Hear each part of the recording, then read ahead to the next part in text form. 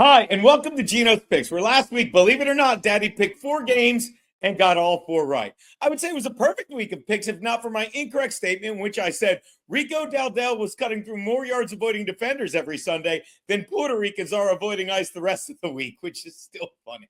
Several viewers were quick to point out, Geno, Puerto Rico has been a U.S. territory for decades, and they're all legal residents. Yeah, don't remind me. I mean, do you think I'm referring to our president's image every time I say Donald Trump has a PR problem?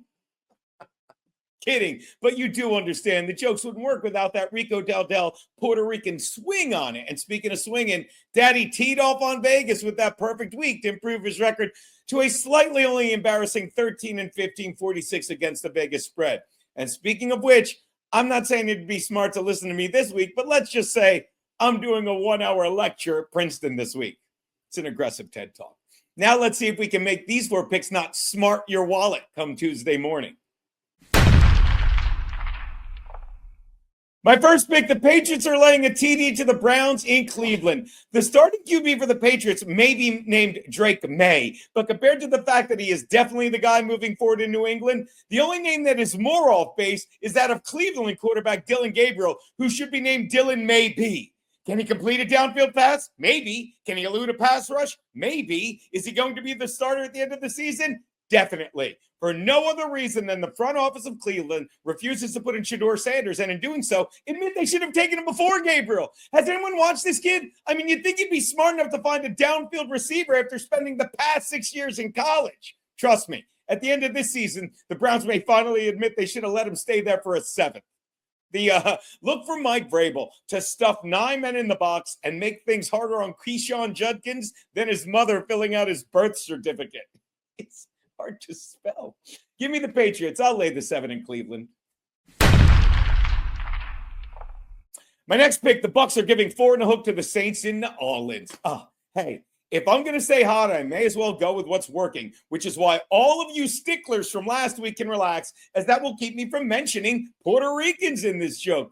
I mean, especially when there's so many other minorities to get into this melting pot of ours, like Cubans, who arrived in America the same way the Saints arrived at their woeful 1-6 record, surrounded by a bunch of confused people on something that's barely keeping them afloat.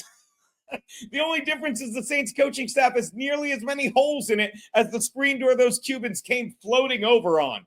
Baker Mayfield's coming off a short week and a terrible loss, but that was a loss to a Lions team that came within 3 games of the past 2 Super Bowls. The Saints are just the team that lets the other 31 teams use their stadium to play that big game every year. The Saints are just the thing the Bucs need to right their ship. Take TB, lay the 4.5, and you'll be jolly that you did, Roger. Jolly right. These people, this stuff's wasted on you, Lisa. My next pick, the Titans are getting, what are they getting? A 14 from the Colts in Indy. Yes, the Colts just beat down my Bolts by the same 14 points a week ago. So why am I taking the Titans in this one? Because here's one thing the Titans and Bolts have in common. They're both 1-3 over the past month. And while the Bolts won the first 3 of their games, the Titans lost their last 3. But the Titans are starting the same team they were 7 weeks ago, while the Bolts are literally on their 7th string left tackle. Not making excuses, but as bad as the Titans are right now, they're used to playing the Colts, and they will not let a division rival blow them out any more than the Colts will care what they do in that final quarter. Expect to see the Titans in garbage time as Cam Ward connects with Calvin Ridley, who should give his agent 0 after putting him on this terrible team. Also, does anyone like that new thing where a player can wear the number 0? You should only be able to wear that number if that's the number of felonies you have or the number of children you fathered out of wedlock.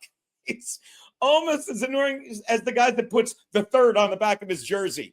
You should only be able to do that if you can find either one of the first 2. Where was I? Oh, yeah. The Titans dumpster fire tends to glow in garbage time. Give me the Titans, and I'll take the 14 points I'm getting. Which brings me to my double your money Monday night bet. The Commanders are getting 12 and a hook from the Chiefs in KC. Yeah, I know Jaden Daniels is out, but really, Terry McLaurin and Deebo Samuel are back, and Marcus Mariota knows how to find big targets with great hands. Still, Vegas knows you're more focused on Rashid Rice being back in KC with his 2 receiving TDs last week. Really, it was only one, with the other being one of those shovel passes that are so cheap, they should be called a TD score. Kidding. Hookers aren't cheap. And speaking of hookers, Commanders head coach Dan Quinn made his bones, see what I did, in the NFL on the defensive side of the ball, which is why I look for him to have a plan this game to keep the game much closer against the Chiefs team that I'm still not sold on. Although I will apologize for associating them with whores to the whores, because any whore could have finished off Trevor Lawrence in 3 minutes. Look for another zero. This kid, Mike Sanistro, shout out Curtis John, and his pal Marshawn Lattimore on the other side to keep this one closer than Vegas would like you to believe. I'll take DC and the 12 and a hook I'm getting. Let's see if we could do 4 more straight. Make it 9. Those are Geno's picks.